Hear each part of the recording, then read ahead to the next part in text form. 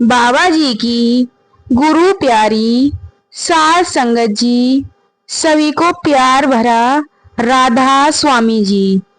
प्यारी साध संगत जी, हम में से बहुत से सत्संगी ऐसे हैं जो कि भजन बंदगी करने के बाद कुछ ऐसी गलतियां कर बैठते हैं जो कि उन्हें नहीं करनी चाहिए, जिसके कारण उनकी बात नहीं बनती और अंदर का पर्दा नहीं खुलता। और वो सत्संगी वर्षों से भजन सिमरन करते आ रहे हैं, उन्हें बहुत वर्ष पहले नाम की बख्शिश भी हो चुकी होती है। तो ऐसे अभ्यासियों की अक्सर शिकायत रहती है कि उन्हें अंदर कुछ दिखाई नहीं दिया और वो बहुत समय से अभ्यास भी करते आ रहे हैं। तो संगत जी, आइए बड़े ही प्यार से आज का ये प्रसंग श्रवण करते हैं। साध संगत जी, ये बात एक सत्संगी की है। जब वो सत्संगी एक सत्संगकर्ता से अपने निजी अनुभव साझा करता है और कहता है कि मुझे बहुत वर्ष पहले नामदान की बख्शिश हो चुकी है और मैंने अभ्यास को भी पूरा समय दिया है, परंतु फिर भी मुझे अंदर कुछ दिखाई नहीं दिया, मेरे अंदर का पर्दा नहीं खुला, मेरी बात नहीं बनी। तो कभी कभी मैं परेशान हो जाता हूँ कि इतने अभ्यास के बाद भी मेरी कोई बात क्यों नहीं बनती, और मुझे अंदर ही अंदर यह एहसास होने लगता है कि परमात्मा है भी या नहीं। तो उसकी ये बात सुनने के बाद वो सत्संगकर्ता कहते हैं कि आप ऐसा क्यों सोचते हैं, जबकि आप अपने गुरु का हुक्म निभा रहे हैं और मालिक के नाम को प्रकट करना इतना आसान नहीं होता। यह एक कठिन कार्य है, इसलिए मालिक जिन पर कृपा करता है वही उनसे जुड़ पाते हैं, वही उस मालिक के नाम को प्रकट कर पाते हैं। नहीं तो ये हर किसी के बस की बात नहीं है। और आप कहते हैं कि मालिक के नाम को प्रकट करना इतना भी आसान नहीं है जितना हम सोचते हैं।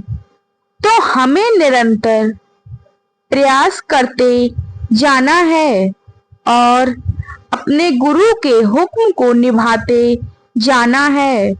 और आप ऐसी बातें मन में क्यों लाते हैं कि मैं इतना अभ्यास करता हूँ, आप यहीं पर गलती कर रहे हैं, इसलिए आपकी कोई बात नहीं बनी।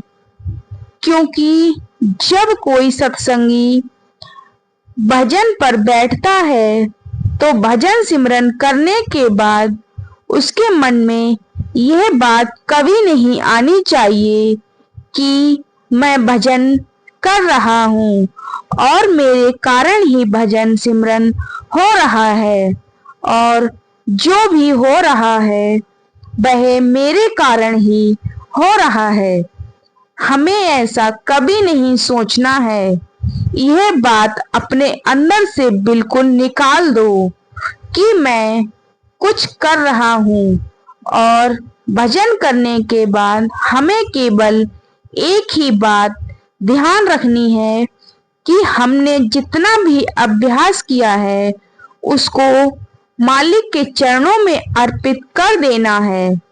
जैसे हम बीज को पृथ्वी को अर्पण करते हैं और फिर पृथ्वी उस बीज का पालन पोषण करती है और उससे वृक्ष बनता है, तो ऐसे ही हमें भी भजन बंदगी को मालिक के आगे अर्पण कर देना है और सब कुछ उस कुल मालिक पर छोड़ देना है।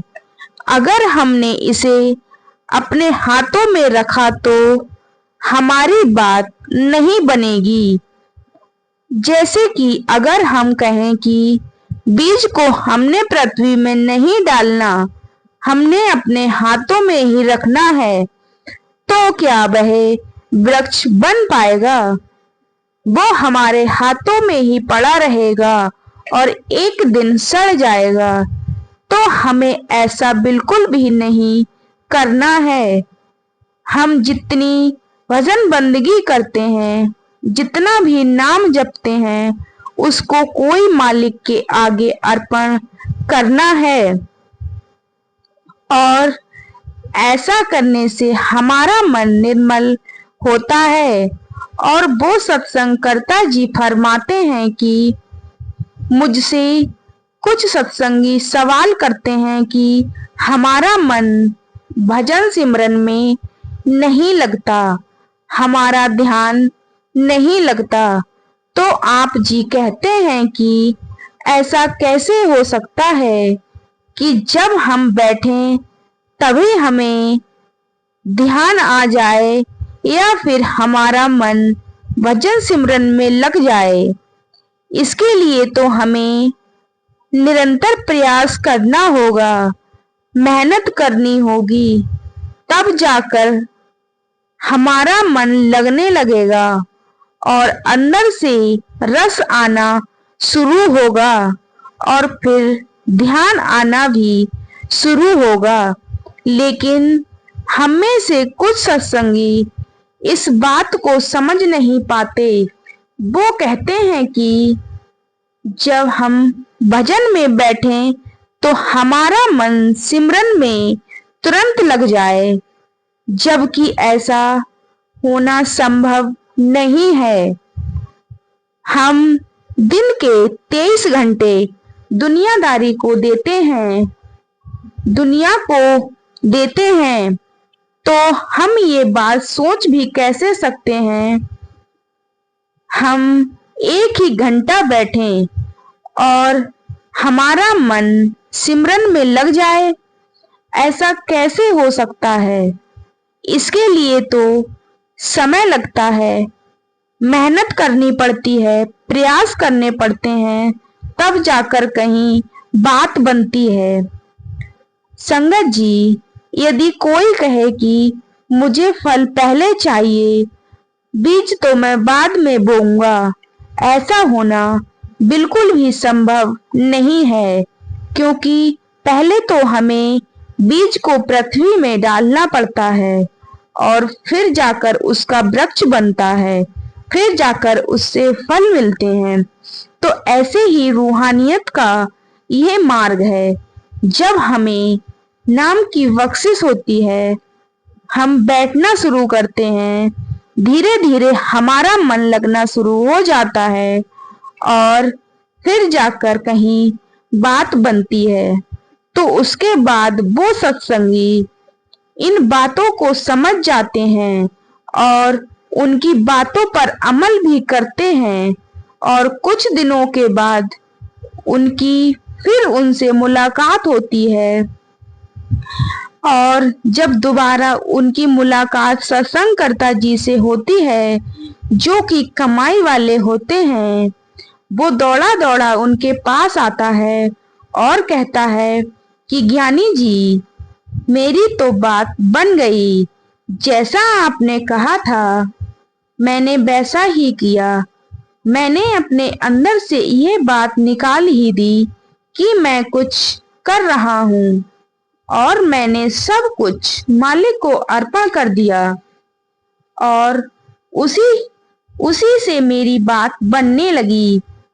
मेरा ये निजी अनुभव है कि मैं अभ्यास में लीन था और मेरा सर छत को जाकर लग रहा था, उससे टकरा रहा था और मुझे ऐसा लग रहा था कि मैं उड़ रहा हूँ। ये अनुभव मेरे लिए बिल्कुल अनूठा था और मैं ये देखकर घबरा भी गया। मैं इसी के बारे में आपसे बात करने आया हूँ कि मेरे साथ ऐसा क्यों हुआ। तो उसकी यह बात सुनकर वो सत्संगकर्ता जी कहने लगे कि ऐसा अभ्यासियों के साथ होता है। जब वो वजन बंदगी पे बैठते हैं तो उनकी सूरत ऊपर उठना शुरू हो जाती है, लेकिन जमीन नीचे खिसकती जाती है। जो पृथ्वी है वो हर चीज को अपनी तरफ खींचती है। जब अभ्यासी वजन बंदगी में लीन होता है तो उसकी सूरत ऊपर की ओर चढ़ती है और उसका नीचे से नाता टूट जाता है। और समय अभ्यासी को घबराना नहीं चाहिए। इसलिए सत्संग में हमेशा फरमाया जाता है कि इन बातों को हमेशा हजम करना सीखो। लेकिन हम इन बातों को हजम नहीं कर पाते। अब जो तुम्हें अनुभव हुआ वो इसलिए हुआ कि तुमने अपने अंदर से ये बात निकाल दी कि मैं कुछ कर रहा हूँ और तुमने अपने मालिक के चरणों में सब कुछ अर्पण कर दिया और तुम्हारी बात बन गई।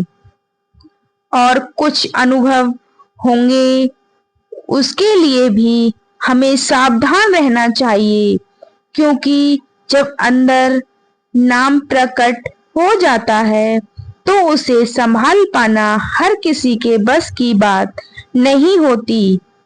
जब मालिक का नाम अभ्यासी के अंदर प्रकट होने लगता है तो उसके पूर्व कर्मों का सफाया होने लगता है। तो जब उसके कर्मों का सफाया होने लगता है तो अभ्यासी को लगता है कि उसकी मृत्यु होने वाली है, जैसे कि वो भी कर्मों के साथ खत्म हो रहा है। जबकि उस समय हमारे कर्मों का सफाया हो रहा होता है। ये ऐसा ही सफाया हो रहा होता है जैसे व्यक्ति का फिर से जन्म होता है। एक जन्म तो वो है जो हमें माता पिता से मिलता है और जो कि हमारी देह होती है, लेकिन एक जन्म वो है जो हमें मालिक की कृपा से हासिल होता है, जो कि आत्मा का नया जन्म है। जब हमारे कर्मों का पूरी तरह सफाया हो जाता है उस दिन हमारा नया जन्म होता है। तो आप जी कहते हैं कि तुम बड़े बड़भागी हो जो यहाँ तक पहुंच पाए हो और ये केवल तुम्हारे प्रयासों के कारण ही हुआ है कि तुम्हें ऐसे अनुभव हो रहे हैं। तो तुम्हें मालिक का शुक्रिया करना चाहिए कि तुम्हारे अंदर भी नाम प्रकट हुआ और तुम्हारी बात बनने लगी। तो साध संगत जी, आज के इस प्रसंग से हमें भी ये प्रेरणा लेनी चाहिए कि हमें भी नाम की बख्शिश हो गई है और हम इस मार्ग पर चल रहे हैं। तो जो अनुभव हमें इस मार्ग पर होते हैं उन्हें हमें हजम करना है। और जो गलतियां अक्सर सत्संगी करते हैं कि वो भजन करने के बाद कहते हैं कि हमारी बात नहीं बनी, हमें कुछ दिखाई नहीं देता, वो केवल इसलिए है क्योंकि इन्हें उस बात का अहंकार है कि मैं कुछ कर रहा हूँ। और जब यह अहंकार अंदर से चला जाता है कि मैं कुछ कर रहा हूँ, उसी दिन हमारी बात बनने लगती है, हमारा सफर शुरू हो जाता है और हमें अंदरूनी अनुभव होने लगते हैं। तो साथ संगत जी, इसी के बाद मैं आपसे विदा लेती हूँ और मिलती हूँ अगली वीडियो में। अगर आप हमारे चैनल पर नए हैं तो हमारे चैनल को सब्सक्राइब जरूर करें जी। तो गुरु प्यारी साथ संगत जी, सभी को प्यार भरा राधा स्वामी जी।